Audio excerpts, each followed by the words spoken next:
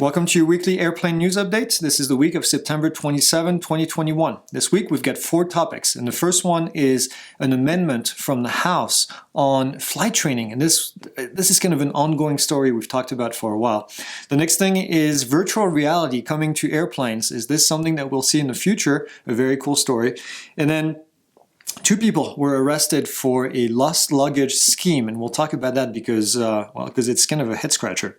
And then lastly, we'll talk about airlines that are talking about sharing their no-flight list. We've talked about people misbehaving on aircraft, and we'll talk about what one airline is trying to do. So let's get to it. So here's an update on LODA. LODA is a letter of authorization from the FAA.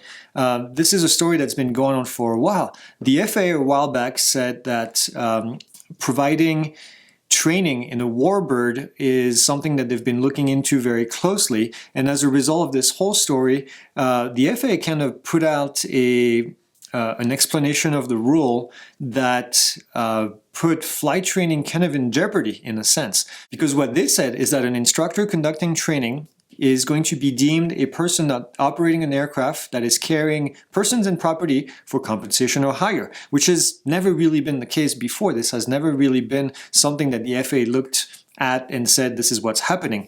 And there was a lot of implications in that. So it looks like Congress is looking to do an amendment to the National Defense Authorization Act that would actually state that an instructor conducting training is not deemed to be operating an aircraft carrying persons or property for compensation or hire. Because if that's the case, then we move into a whole set of regulation that is not Part 91, and that is not what we've been doing for the last, I don't know how many years now. This obviously comes from all of these issues that we've talked about in the past, and the FAA said that they were working on new regulation. It looks like this is a lot faster than what the FAA first said. They said that this was going to take years to happen. In the meantime, there's a process. It's called a LODA. You have to submit a LODA for flight instruction, which can take months to get approved. So I think there's been a lot of pushes from a large organization like AOPA and others to basically say this is not acceptable, you need to fix it. The next thing is an aircraft. This is an Airbus Corporate ACJ330, and this was released by Lufthansa recently. They're showing that they have a way to do projectors and basically remove all the windows on an aircraft and create a virtual environment inside of the aircraft. And you can see from the photos here that you may be flying inside of an aquarium, for example, and seeing fish all around you. This is a new concept for airplane. This is something that we've seen in yachts in the past with what's called explorer rooms, and you would have the ability to basically have a virtual experience inside of the aircraft. There's no pricing, but they're saying that they would have the ability to do this within 12 to 24 months, which is really cool. This would make flying probably a lot less boring than it is at the moment.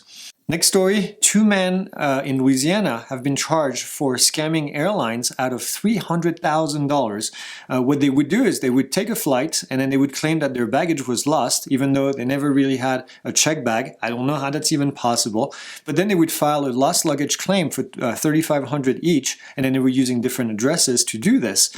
Turns out they got caught, and they're being charged for conspiracy to commit mail fraud, which is interesting because that's not really what they did, but they got caught because they were using multiple addresses. They face 20 years in prison if they're convicted. Just, again, don't be that guy, right? Delta is talking about releasing their no-flight list to other airlines. And to me, this is something that kind of makes sense, right? Somebody gets caught somewhere, then they can go to the other airline and do the same thing. Delta said that they had nearly 4,500 unruly passengers this year, 800 investigation and 150 enforcement cases. I'm sorry, this is from the FAA, not from Delta.